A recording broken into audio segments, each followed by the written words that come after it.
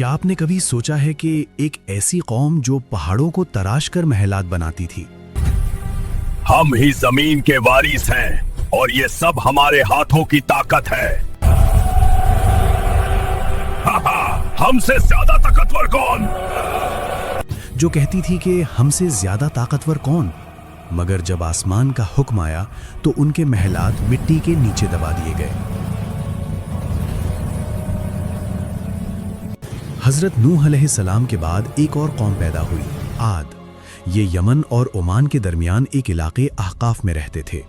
इनके शहर का नाम था इरम ज़ातुल इमाद, यानी सुतूनों वाला शहर जो आसमान से बात करता था। ये है हमारा शहर इरम ज़ातुल इमाद।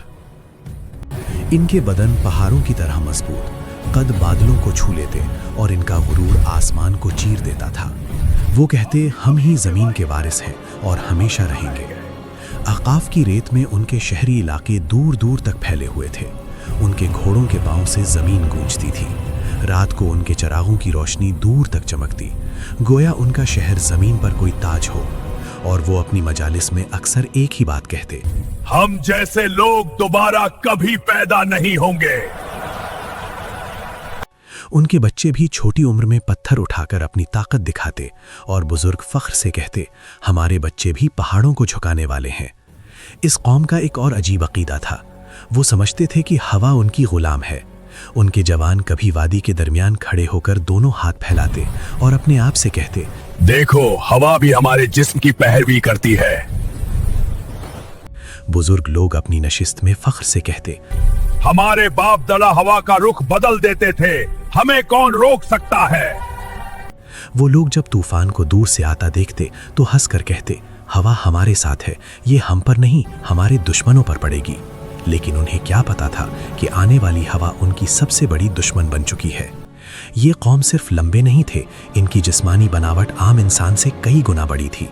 दरिया के किनारे इनके कदमों के निशान आज भी पहाड़ों के दरमियान मिलते हैं, जिन्हें देखकर लोग हैरान रह जाते। उनके घरों के दरवाजे इतने बुलंद होते कि एक घोड़ा और सवार दोनों सीधा अंदर जा सकते, और इनके बर्तन पत्थर के बने होते, इतने बड़े कि एक बर्तन में पूरे खानदान का खाना पक जाए। वक्त गुजरता गया, गुरूर बढ़ता गया।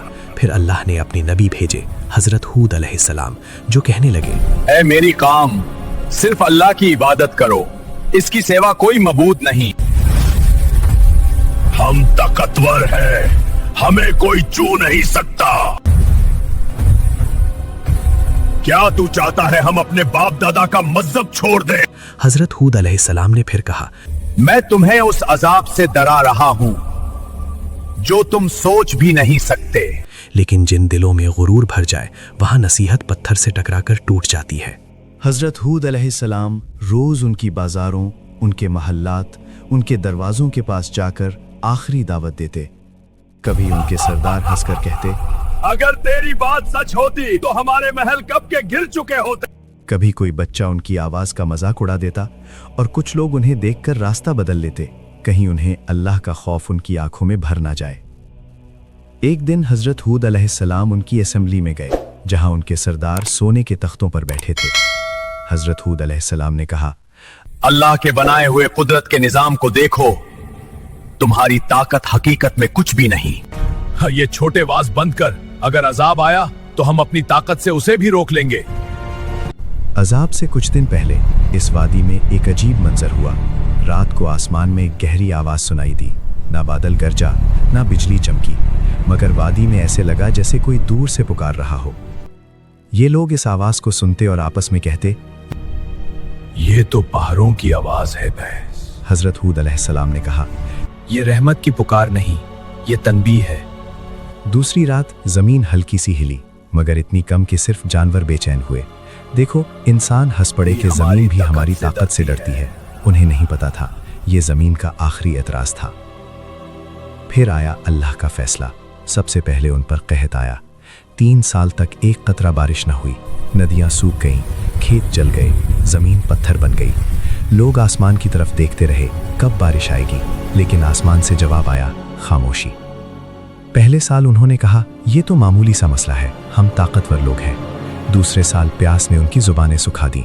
खाली मटके दीवारों से टकराते, जानवर प्यास की वजह से गिरने लगे। तीसरे साल आद की ज़मीन से वो हंसी, वो फ़ख्र, वो आवाज़ ही गायब हो गई जो कभी आसमान से टकराने का दावा करती थी। और जब लोग हज़रत हूद अलैहिस्सलाम के पास आए तो उन्होंने उन्हें देखकर रोए नहीं, बस इतना कहा, अब अज़ाब का वक्त करीब है। फिर एक दिन 3 बादल नजर आए, एक लाल, एक सफेद और एक सियाह। आसमान से फरिश्ता पुकारा, अरे कौम आद, इनमें से एक बादल चुन लो। सरदारों ने हंसकर कहा, काला बादल, इसमें पानी है, रहमत है। मगर उन्हें क्या पता, इस बादल में रहमत नहीं, कहर छुपा था। आसमान सियाह हो गया, हवा ठंडी हुई, लोग नाचने लगे, चिल्लाने लगे, देखो बारिश आ गई। लेकिन वो पानी नहीं था, अजाब का तूफान था। पहला झोंका आया, धूल और पत्थर उड़ गए। आंधी के हर झोंके में उन्हें लगता कि हवाएं उनका नाम मिटा रही हैं। दूसरा झोंका आया, दरख्त गिर गए, जानवर उड़ गए, उनकी सारी मूर्तें, उनका सारा फख्र, उनके बाग, उनका शहर सब हवा में बिखर रहा था। रात को लोग अपने बच्चों को बाहों में दबा लेते, मगर आंधी उनकी चीखों से ज्यादा तेज चलती। तीसरा झोंका, इंसान हवा में उड़ गए। उनके महल जो कभी सुतूनों पर आसमान से बात करते थे, अब रेत के नीचे दफन हो गए। 7 रातें और 8 दिन तक वो तूफान चलता रहा। आसमान गरजता रहा, जमीन कांपती रही। उनके महल, उनकी शान सब मिट्टी में मिल गई। अल्लाह ने फरमाया, और आद को तबाह कर दिया गया सख्त गरजदार आंधी से, जो 7 रात और 8 दिन तक उन पर मुसलसल चली। और जब हवा रुकी तो सिर्फ सुन्नाटा था, सिर्फ रेत का समंदर और गिरे हुए तने, जैसे खजूर के खोखले तने। लेकिन उन चंद लोगों को जो हज़रत हूद अलैहिस्सलाम के साथ ईमान लाए, अल्लाह ने बचा लिया। उन्हें पहाड़ों के एक गार में पनाह दी गई और हज़रत हूद अलैहिस्सलाम ने कहा, ऐ मेरे रब, तू सबसे ज़्यादा रहम करने वाला है, हमें उन रास्तों पर कायम रख जो तेरी तरफ ले जाते हैं। हज़रत हूद अलैहिस्सलाम जब वादी के ऊपर खड़े हुए तबाहशुदा शहर को देख रहे थे तो उनकी आंखों में आंसू भर आए। ये वो लोग थे जो कभी कहते थे हमसे ज़्यादा ताकतवर कौन, और अब उनकी जिंदा निशानी भी हवा में बिखर चुकी थी। हज़रत हूद अलैहिस्सलाम ने कहा, तकब्बुर का अंजाम हमेशा तबाही है और अल्लाह की नफरमानी हलाकत। आज भी अहकाफ की रेत के नीचे उनका शहर इरम दबा हुआ है, एक गवाही के तौर पर जो कहती है ताकत और शान से नहीं, सिर्फ अल्लाह की इताअत से इज्जत मिलती है। अगर आपको ये कुरानी कहानी पसंद आई हो तो वीडियो को लाइक करें, कमेंट्स में लिखें कि आप अगले एपिसोड में किस कौम की कहानी देखना चाहते हैं, और चैनल को सब्सक्राइब करना मत भूलें।